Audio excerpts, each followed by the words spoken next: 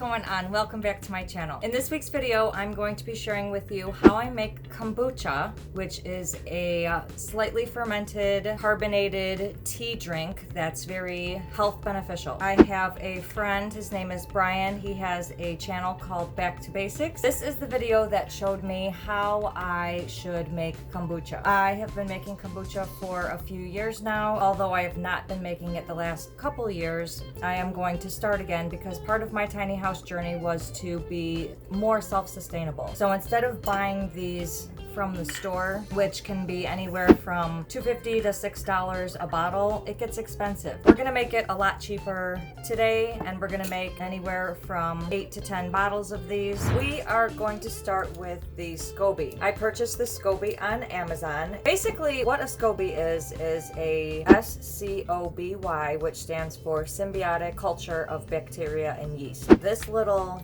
Scoby here, which I'll show you guys in a second when we open it, is a little patty of bacteria and yeast that we're going to be putting in with the tea and the sugar and the distilled water in order for us to create the kombucha. The sugar feeds off the Scoby and the tea, and it all just ferments into this carbonated, tasty, yummy beverage. We have got a little baby Scoby in there. Now we are going to get our containers and our bottles ready. We are going to start off with this glass container right here. Kombucha is going to sit in to set. We're going to mix it up and stir it up in there with the water, the tea, and the sugar. Then we're going to transfer that into there, and then we're going to drop the Scoby into there. The other ingredients include sugar, but I'm going to use raw sugar, black tea, which is in there, the muslin bag that we're going to put the black tea in, the cheesecloth that's going to cover that jar once the kombucha is in there, and then we are supposed to use distilled water. We have the water already on the stove ready to take the tea and the sugar. So I measured out 12 servings of black tea into this muslin bag. We've got the water heating. We're actually going to put this in there, and then once it starts boiling, we'll turn it off so it gets steep. And then we measured out 1 cup of the sugar for when this is done so that we can mix that in there and then put it into our glass jar. We are just going to let that steep for a while. Now I'm going to bring out the bottles and get it ready for bottling. That's business vodka.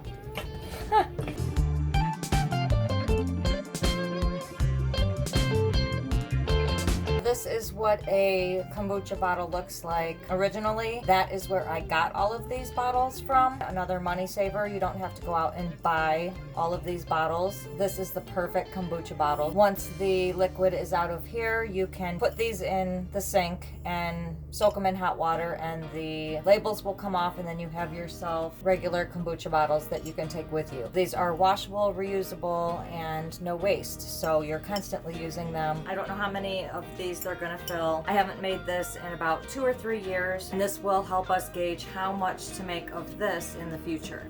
Now that I put the room temperature tea inside this container, we are going to put the Scoby inside. And then we are going to secure the top with cheesecloth. This is so the kombucha and the Scoby can breathe, so you could see it in there. We are going to check on this periodically within 7 to 10 days. I prefer 10 days. I'm going to check back with you guys then.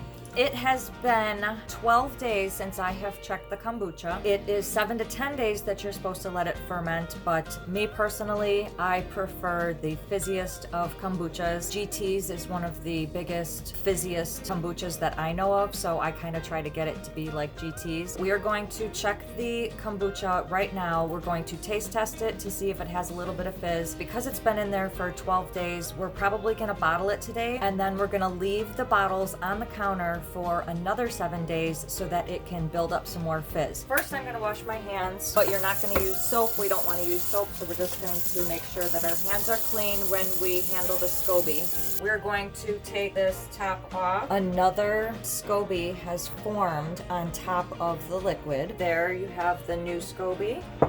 I have another cap from another bottle, so I'm going to use that.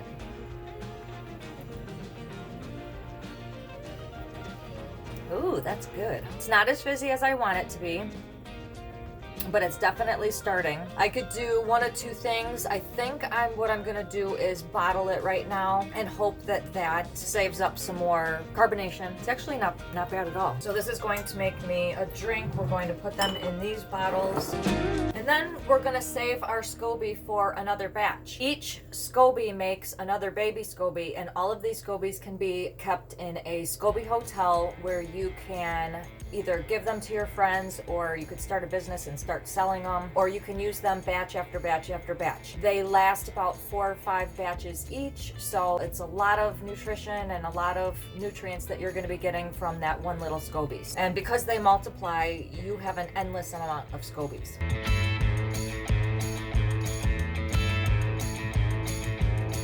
Whatever you use to flavor your kombucha with, it's going to have to sit for another 7 days. So I just like it plain. It's fine plain. I've never really flavored mine.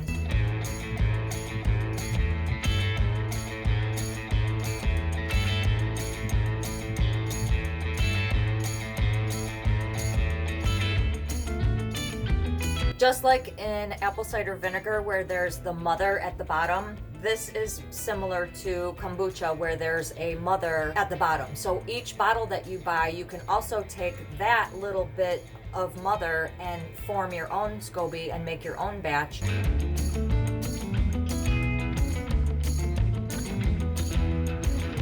One more thing that I want to mention, I found a couple gnats on top of the cheesecloth during this 12 days that I've had it brewing. The cheesecloth does not allow the fruit fly to go in, but sometimes smaller bugs will get into the cheesecloth and you will find mold and bacteria starting to form on your Scoby. You have to throw the entire batch out, it's no good, but you want to try to prevent it with at least 2 or 3 layers of cheesecloth and secure them with at least 2 or 3 rubber bands so that they can't get underneath the cheesecloth.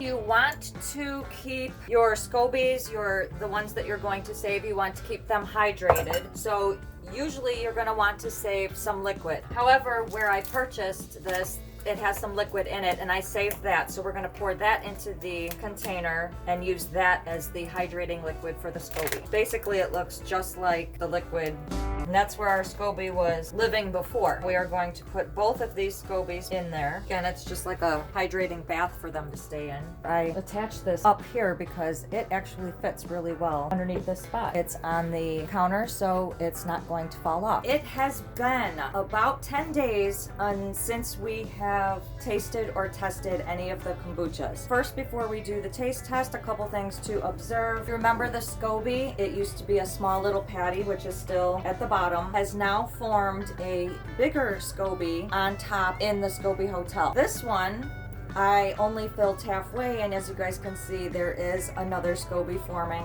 on the top of this as well. I have been testing this one for a couple days and it has only been at the fizzy for about 2 out of 10. So I'm gonna take another one and we're going to taste this one as well and see if we have received the fizz that we were looking for. As you can see, it's carbonated, so we just made a carbonated drink. Oh my god, that is so good. A little bit of a Scoby at the top. This has been sitting for an extra 10 days. Scoby floating at the top already. The fizz is about 5 out of 10 now. Now GT's is about 12 out of 10 in my opinion. I think it packs a super punch, the carbonation, which is what I tried to achieve with this. But since we couldn't do that, 5 out of 10 is not bad, and we just made a healthy, nutritious drink. Check out the benefits here. Let's go into some of the reasons why kombucha is good for your health. It is cleansing and detoxifying. It contains glucaric acid, and that is the acid that performs natural detoxification in the body. It is immune system supporting. It contains probiotics and vitamin C that helps protect against the cell damage, tumors, and keeps your body fighting against sickness and disease. It has improve digestion. There are probiotics, enzymes, and other beneficial acids that can help leaky gut, stomach ulcers, heartburn, GERD, and helps restore the balance and fights candida. Similar drinks would be kefir, and foods like sauerkraut contain the same. It increases your energy. There is iron that is released in the fermentation process, and this is the base of the increase of energy. It helps hemoglobin and oxygen supply in the blood and tissues. It's much healthier than consuming 12 teaspoons of sugar in 1 can of soda. It also helps increased metabolism. It has a high acidic qualities like those found in apple cider vinegar. They both contain polyphenols and high levels of acid that support weight loss in a human body. It burns unhealthy fats due to increased levels of people who consume kombucha may find that they exercise more. It also reduces joint pain. The DSL and vitamin C can help support the body against many inflammatory diseases. The glucosamine in kombucha increases synovial hyaluronic acid, which feeds the joints moisture and lubrication, improving flexibility and relieving stiffness in joints. It also helps cellular health. Studies show that properties of kombucha protect the body against cytotoxicity and other implications of reducing cellular toxins. It also may help diabetes type 2, as well as help fight cancer, and it may reduce heart disease.